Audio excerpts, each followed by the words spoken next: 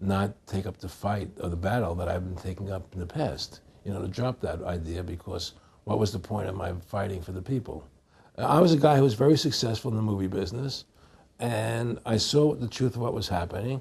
I tried to express it to the people, and rather than having me express it to the people, they wanted me to join their side because I was a mover and a shaker, and rather than me opposing them, to join them. It was real simple, and he tried to recruit me into that situation, and I didn't go for it. Did he get angry when you didn't go for it? No. And, you know, it's like, you know, I remember one time he said to me, you join us, so you have an ID card, Aaron, you know, you have a chip, and your chip will say KMA on it. And I said, what does KMA mean? He said, it means kiss my ass. And anybody stops you, a cop or whatever, and you show them your card or your chip, and they'll know to leave you alone because you're one of us. One of the central pillars of tyranny is that the establishment is exempt from the laws that they pass for the rest of us. We saw it in Rome. We saw it with Hitler. We saw Richard Nixon saying, look, I'm the president. If I break the law, it's not illegal. We saw George Bush and Dick Cheney say that. We see Barack Obama continuing that, saying, I'm not going to give detainees real trials. I'm going to give them secret kangaroo military commissions trials, and we're going to hold them in secret camps, and I've got executive privilege. It's the same thing over and over again. And one example of hundreds that are out there was a story back in April of 2008 out of the Orange County Register. And this backs up exactly what Aaron's talking about with Mr. Rockefeller saying, I got a chip in my hand, kiss my ass. Here's just one example of hundreds. Special license plates shield officials from traffic tickets. And it goes on to say that 996,000 plus vehicles in California are exempt from no insurance, reckless driving, speeding, running through toll booths, running red lights, on and on and on. And who is it? It's state employees. It's federal employees that can go and get exempt. It's police. It's government bureaucrats above the very laws they try to enforce on us. This is tyranny.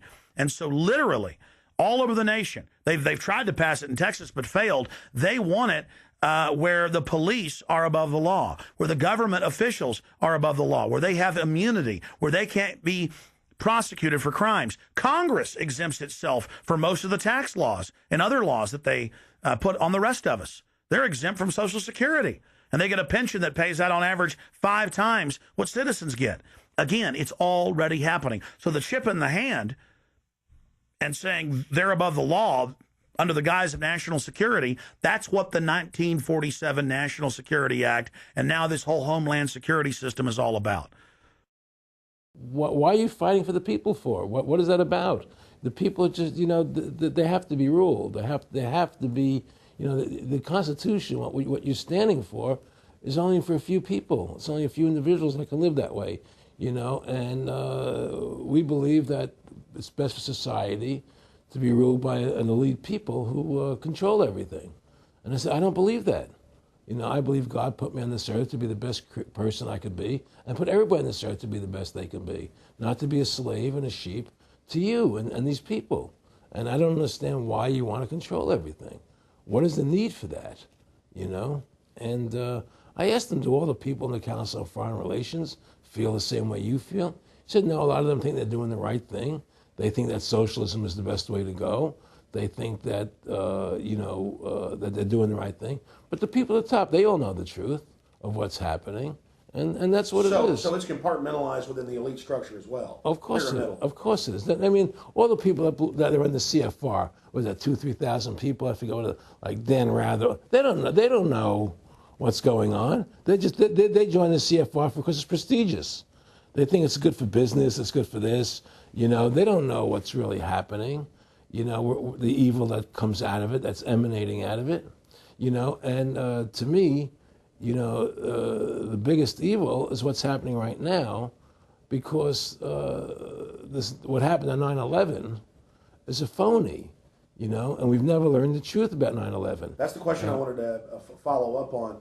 He tells you 11 months before there's going to be an event, all this is going to happen. What did you think on the morning of 9/11? Where were you, and did you think about Nick Rockefeller and what he had told you when you saw those towers fall? No, I was actually in Tahiti when 9/11 happened, and I got a call from my son. And my son said, the Twin Towers, They were just attacked, and they were falling down or something. So what are you talking? I was in Tahiti. I was asleep, and he says, yeah, they were hit by a plane. Da, da, da, da. And so where I lived, where I was in Tahiti, there was no television. So I had to run around the other side of the island to a hotel where they had, and it was all on television, you know. And that's when I first saw the stuff on TV about it. And I didn't immediately equate it to Nick, you know. But when I realized that we were going to go into Afghanistan, Iraq, and as that developed, I realized what it was. How could there be a war on terror and actually say that we're having a war against terrorism and leave the borders wide open? If you were the President of the United States, or I were the President of the United States, and 9/11 really happened the way they want us to believe it happened, the first thing you would do is shut down the borders so people couldn't get in the country to harm you. But they left the borders wide open because the bankers want the borders open because they want a one-world government. They want a North American Union. They don't want borders here. The 9/11 was only a manifestation. It was done to create a fear in the American public, right? So that we will obey what they want us to do. And take Richard Reed, the shoe bomber. Here's a guy who was 6'6", ugly as could be. I heard he smelled. Okay, he sits in coach on a plane, lighting matches to put his shoe on fire, surrounded by people. It's idiotic. If you were going to blow up a plane, you go into the bathroom, you close the door, and you put your shoe on fire. You're not going to sit there surrounded by people lighting matches on a no-smoking flight.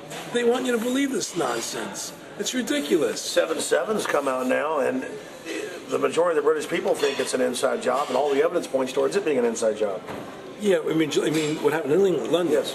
All this is nonsense. It's just keep people in fear.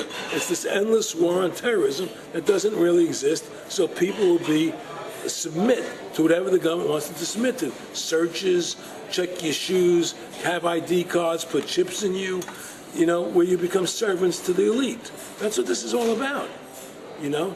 Restore America's republic to what it's supposed to be, get the bankers out of our government, get the bankers out of our government. Government should stop borrowing money from the banks. Government should make its own money, restore the republic, individual freedoms. That's what this country's about. And until we do that, we're gonna be slaves.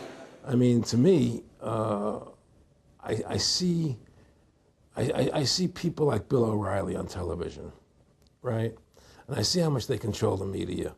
Like there's this girl on Bill O'Reilly the other night from an organization saying the world can't wait.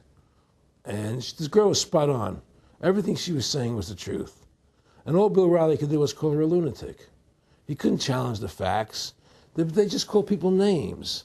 They can't, and until we just find that, look, this world, we're heading into a world of danger, possible nuclear wars, you know, because the banking industry is trying to take over the world.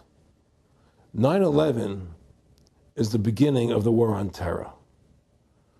That war on terror is leading us into Iraq, which is the next lie. So you had the lie of 9/11, how that happened.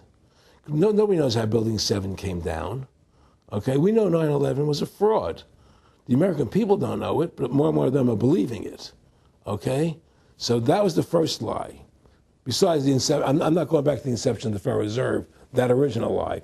But 9/11 was the first lie in this present state we're in. 9/11 is the kickoff of the war against the American people and the people of the world. 9/11 was a phony. It's a fraud. It didn't happen the way they told us it happened. Now, because of 9/11, we then had the authority to go into Afghanistan and Iraq. Iraq didn't have weapons of mass destruction. Okay? So that was the next lie.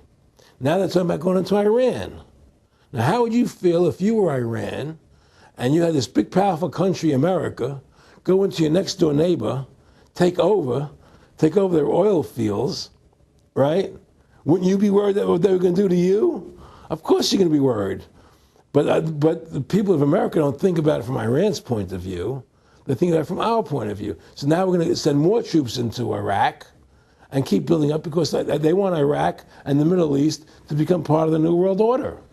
And Iraq was using, Saddam wanted to start using euros instead of dollars, right? He was messing up their whole consumption. Iran wants to start using euros instead of dollars. They have. Okay? So I'm saying,